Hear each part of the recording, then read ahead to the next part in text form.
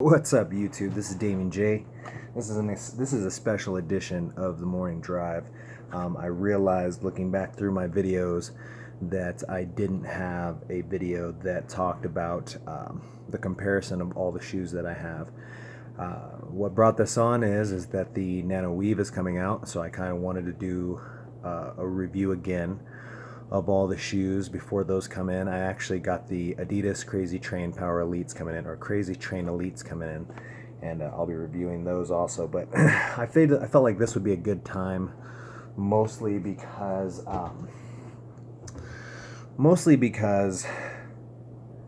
I've had all these shoes for about 6 months now, and I've really gotten a chance to take them all through the paces and really get a chance to check them all out. So I'm holding up the Metcon 3 just because it's fresh on my head, but let's start with the one that I like the least and work up to the one that I like the best. Still the worst. It's the Nano 7, man. I hate them. I hate them. I hate them on the run. I hate them inside of the box. I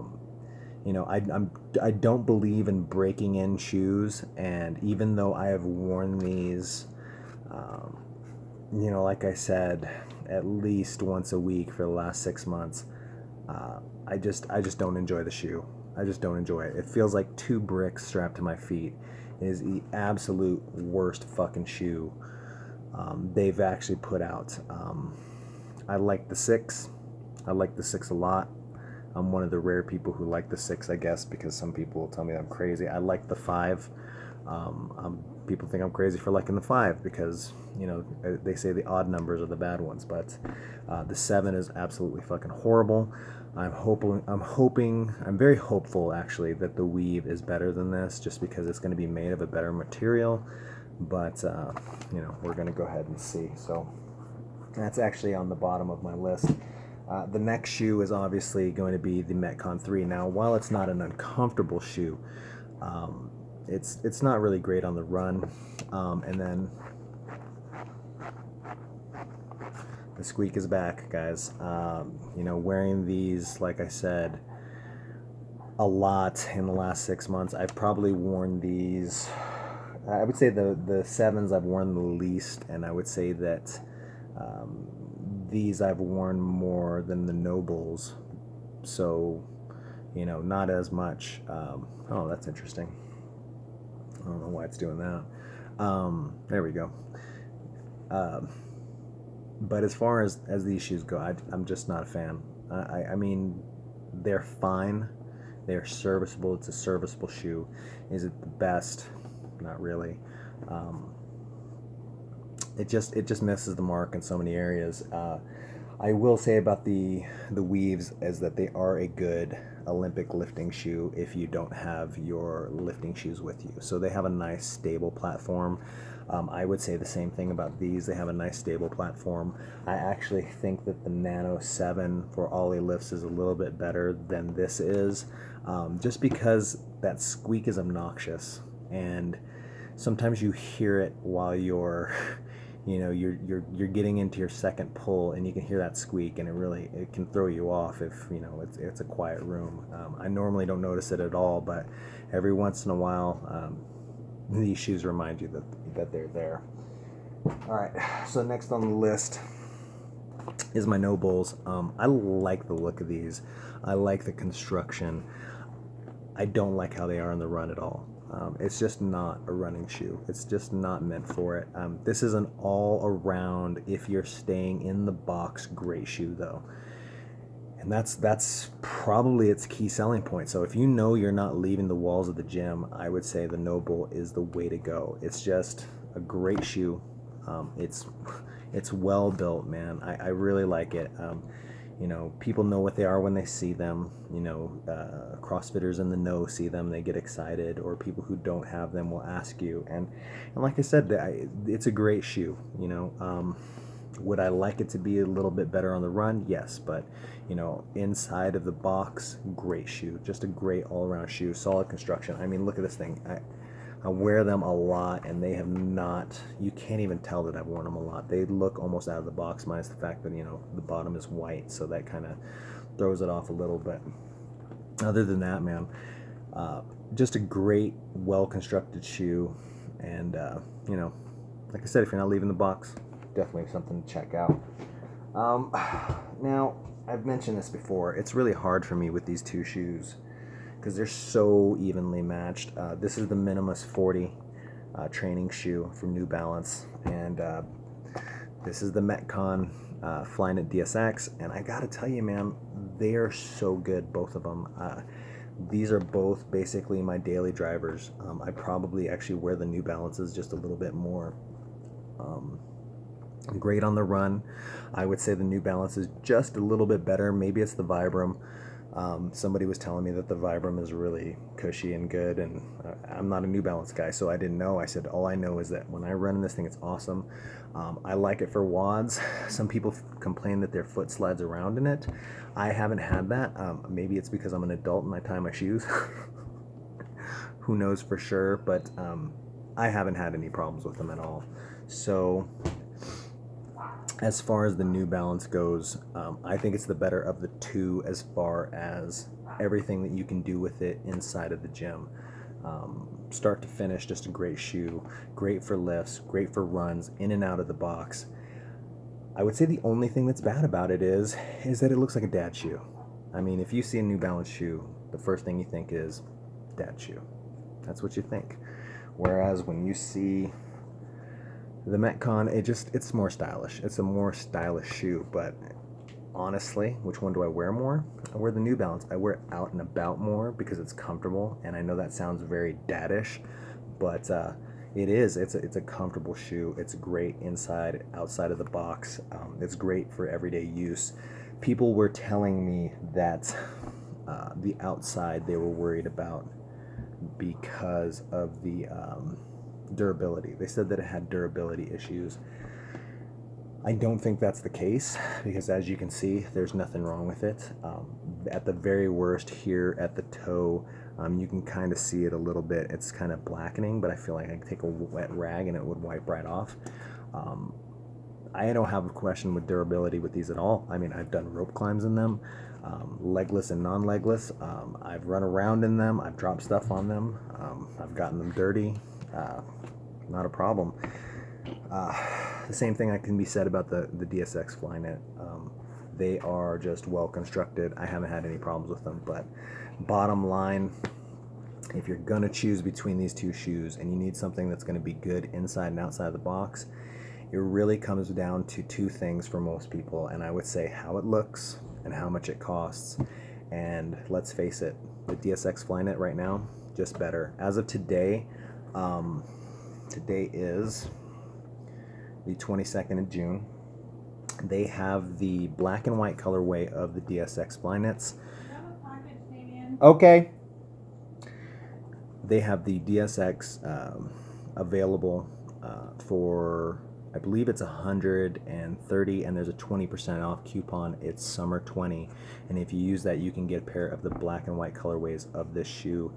And I was really tempted, but the colorway that I want is the blue, so I'm kind of, if that one ever goes on sale, I'll pick it up, and I'm happy with these. So I don't really need two pairs of the DSX Flyknits unless I'm just looking to, like, you know, match all my outfits. So you can pick up a pair of these right now for roughly about $104. I think with the discount it was $103.98. So you can pick these up. They also have regular Metcons in red and black and white, I believe, and you can get them for about $79.98 using that same code. So definitely go check those out. But like I said, if you are looking for something that's price, you know, good on the price area for right now, if you were to pick this bad boy up, you'd be able to pick the black and white colorway up for $104, which is a steal. As of this morning, they had every single size, so size isn't going to be an issue. These, they are actually available right now on Amazon for $90. I picked them up originally at the beginning of the year for $110. So they are still a lot cheaper than these, depending on the colorway, once again. So if you wanted a newer colorway of this, you're going to end up paying the $160, whereas for right now, you can pick up the one colorway for $104. And then these, the only colorway that is still $110 is the red pair, which isn't available on Amazon. You'd have to go outside somewhere else to find that pair. The red pair is probably the best looking pair. I bought this pair because of all the shoes that I bought at the time. As you could see, I had a American flag blue, I had the black, I had the bone gray, I had the red. So I wanted something that was like a little bit more of like a grayish blue, just to kind of be able to, you know, mix and match with outfits and whatever to because, you know, my thing is that I'm a shitty CrossFitter, but I don't have to look like I'm a shitty CrossFitter. I can dress like I'm really a great CrossFitter. So that's always been my goal, is to look like a better CrossFitter than I actually am. So like I said, as far as price goes, these are going to be a lot cheaper all around. $90 on Amazon right now. You can pick up the blues, you can pick up the blacks. I like the black. The only unfortunate part about the black is that once again, this letter is this bright white, so they look like dad shoes. The reason why I like the red ones the most is because they're red, but the N is actually in a black. So had I not bought these bad boys, I probably would have bought the red. And either way, I would have been happy. I really want the blue colorway though in these. So as far as fit goes for all of these, they've all been true to size. Every pair that I've shown you has been size 11. As far as what I've heard in the ether of the CrossFit world, the only shoe that you really need to worry about not being true to size is the Repper. They were on sale the other day for like $70. I thought about picking up a pair. There were just too many negatives from reviews that I'd already heard that kind of made me go, I don't really need it. Yeah, look at how bad my hands are. We did bar work today. Anyway, so I'm just not into them. I think if I could pick them up for $50, I would give them a run and check them out. But I wanted to do this review to basically tie up loose ends, to give you guys an idea of how they've been over the last 6 months, and because there's new shoes coming in. So I kind of wanted to just wrap this up and tie it in a bow for you, just because I know that some people have been contacting me telling me that I didn't finish some of the reviews for the shoes. So that was just like a light review. But by far, I know that there's great deals out there on the Nano 7. Don't get them. You're just going to be disappointed. They fit like shit. Everyone at my box has been so turned away from them. There's only maybe 2 or 3 people that own a pair of Nano 7s there. And we're talking about, you know, a gym that has a membership of quite a few. I'd rather not say their company numbers in case somebody knows where I work or I accidentally wear a shirt one day, but they do well. So there's enough people in there to get a nice little sample. Out of all the people there, I would say there's only 2 people who have the Minimus 40s. Probably in your box you'll be the same. I know that I'm one of 2 people here. At my old box in Farmington, there was one other person who had them there. Like I said, most people just don't want them because of the way they look, but I if I'm going to sit here and vouch for them, I'm going to tell you it's by far the best shoe for the money. I'm excited to see what they'll come up with next because it's a great functional fitness shoe. For those of you who may be asking, I looked it up on the New Balance because somebody said it was a 6mm drop. The official thing on the, well, I shouldn't call it official because it's on Amazon, but as Amazon says that it's a 4mm drop. I can tell you personally that I can't tell the difference. It feels just fine to me. It feels like a great shoe, but you know, I may be biased, and you know, and the bias doesn't come from being a New Balance fan. The bias comes from wearing this shoe for 6 months. It's just that comfortable. Like, I would definitely buy another pair. The same thing with the Metcons. I would definitely buy another pair, but if a pair of Nano 7s came out in a different colorway, I wouldn't fucking get them. I just wouldn't. I mean, the pair that I have are immaculate. I mean, they're immaculate, and if I know I'm running that day, I will not wear them. It's just gotten to that point where I just will not wear them. If I'm doing something inside of the box where I know I'm going to be doing a lot of lifts, like I said, it's a really stable lifting shoe, but I have lifters. So if there's a time constraint, they're the best shoe. If I have a chance to move into lifters, I'm going to wear the lifters. There's no point wearing the Nanos. They're uncomfortable. And just so many ways in which they're uncomfortable. You know, I'm not trying to hate on Reebok because, like I said, I have 3 pairs of the 5s. I have a pair of the pumps, which are basically the 5s but with a pump in them. You know, I have the Speed TRs, so it's not like I hate Reebok. I just hate that shoe. It is the most uncomfortable one. Like the 6 is amazing. I have a Nano 6 and it's amazing. It fits great. If you can get a pair of those, pick them up by all means. Like another shoe that they have that's great, that's actually on par with both the Minimus. I would put them third behind the Minimus and the DSX is I would say the Workout 2.0s. The Workout 2.0 is a great shoe, and it's not specifically meant for CrossFit, but if you look at that shoe, it is basically on the exact same platform as the Nano 6. Actually, let me grab it. I know, long pause here.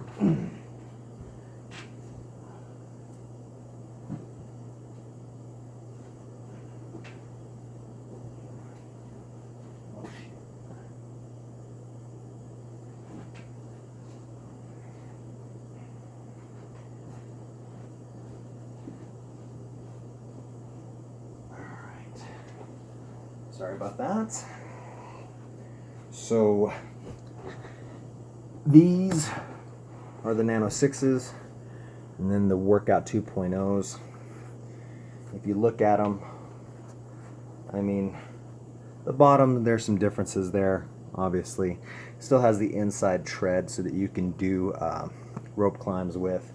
The main differences here are the Nano 6 still has the Kevlar on top of it. Actually, the Nano 6 is the last one to have the Kevlar on it. The new Nano 7s, Jesus, this thing really likes to zoom. All right, the Nano 7s actually have their version. They stopped wanting to pay Kevlar, so the 6s are the last ones that have the Kevlar on them, whereas the Workout 2.0s don't have it. But I can tell you this, Workout 2.0s is a great running shoe, all right? Just like with any other shoe, like the 6s, they're not great on the run. They're not terrible. They're much better than the Nano 7s. But the Workout 2.0s, great on the run, great all-around shoe, great for lifting. I've seen people pick these up for as low as $30, $20. I think one person, I think was it $20? He picked them up for $25 in Texas somewhere. Same colorway as this. Picked them up for cheap. I picked up this colorway myself on Amazon a while back. I'm not sure if it's still available. You might want to check. I want to say it was $47, so under 50. So if you're looking for something that you can kick around, or if you're new to CrossFit, this is definitely a great shoe to just kind of say, hey, I want to jump in, but I'm not ready to commit to a shoe that's specifically for CrossFit. Then this is definitely the way to go, because it's got all the things that you need at a really, really low price point.